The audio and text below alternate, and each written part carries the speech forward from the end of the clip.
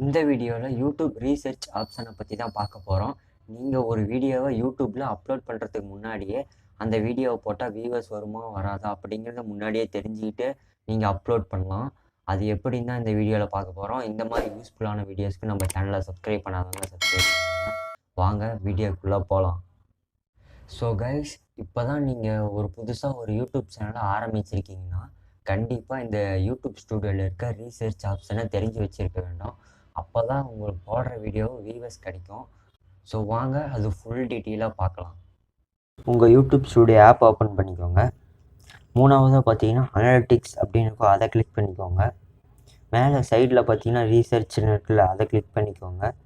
Click பண்ணோடனே சர்ச்சில் பார்த்தீங்கன்னா நீங்கள் ஒரு வீடியோ போடலான்னு வச்சுருப்பீங்கள, அந்த வீடியோவோட டாப்பிக்கை மட்டும் போட்டுக்கோங்க. எக்ஸாம்பிளுக்கு பார்த்தீங்கன்னா how to create A YouTube channel அப்படின்னு போட்டுக்கிறேன். இப்போ இங்கே பார்த்தீங்கன்னா சர்ச் ஆன் யூடியூப் அப்படின்னு காட்டுதில்ல, அதை கிளிக் பண்ணிக்கோங்க. அதை கிளிக் பண்ணோன்னே பார்த்தீங்கன்னா இங்கே நிறையா டேக்ஸ் காட்டும். இதெல்லாம் பார்த்தீங்கன்னா ஆடியன்ஸ் அதிகமாக சர்ச் பண்ணுறாங்கன்னு அர்த்தம். கீழே எல்லாம் பார்த்தீங்கன்னா ஹை வால்யூம் தான் இருக்குது. ஒன்றே ஒன்று மட்டும் தான் மீடியம் வால்யூம்னு இருக்குது. ஹை வால்யூம்னு என்னென்னா இந்த ஒரு டாப்பிக்கை ஆடியன்ஸ் அதிகமாக சர்ச் பண்ணுறாங்கன்னு அர்த்தம். மீடியம் வால்யூம்னா பாதிக்கு பாதி பேர் தான் சர்ச் பண்ணுறாங்க அப்படின்னு அர்த்தம்.